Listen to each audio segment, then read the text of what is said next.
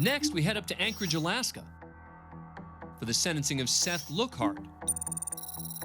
The former dentist was convicted on a whopping 46 counts of felony medical assistance fraud, totaling nearly $2 million. On top of that, the greedy dentist bilked his own business partners out of $250,000 and even flaunted his crimes through text messages.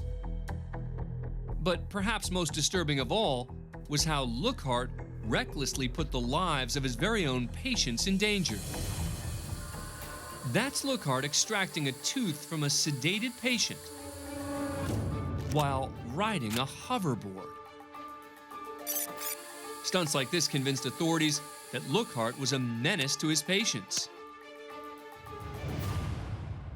This is not an economic crime. This is not a case where the court is sentencing someone who stole $2 million. Lookhart hurt people, vulnerable people, disabled children. In addition to his hoverboard antics, Lookhart often used needless or excessive anesthesia without patient consent, and even allowed his office manager to perform a tooth extraction. With so much evidence against him, his attorney practically throws himself at the mercy of the court. He's lost a business, there are civil suits, there's been negative publicity, and the likely loss of his license, which is pending. Facing a maximum of 20 years in prison, Lookhart turns to Judge Michael Wolverton and makes a stunning request. I know I would be my best self, and in turn, able to serve my family and the community best if I were granted the privilege and the hope of a renewed lease on life, practicing dentistry and living among those that I love. The judge wasn't buying it and gave Lookhart a piece of his mind.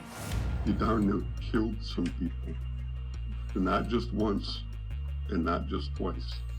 People who should, some of them have never been in your office and you knew it, and then after that, you bragged about it in your text.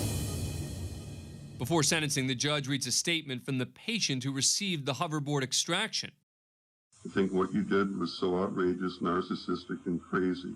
So I forgive you for all that, but there's obviously a high-priced lesson that you're going to have to learn. She was right. There was a very high price to pay. When it was all over, the judge sentenced Lookhart to 20 years in prison, with 8 of those suspended, plus 10 years of probation, during which time he'll be unable to practice dentistry. Thanks for being a fan of CourtCam. Subscribe to A&E to never miss a new video and catch full episodes on aetv.com.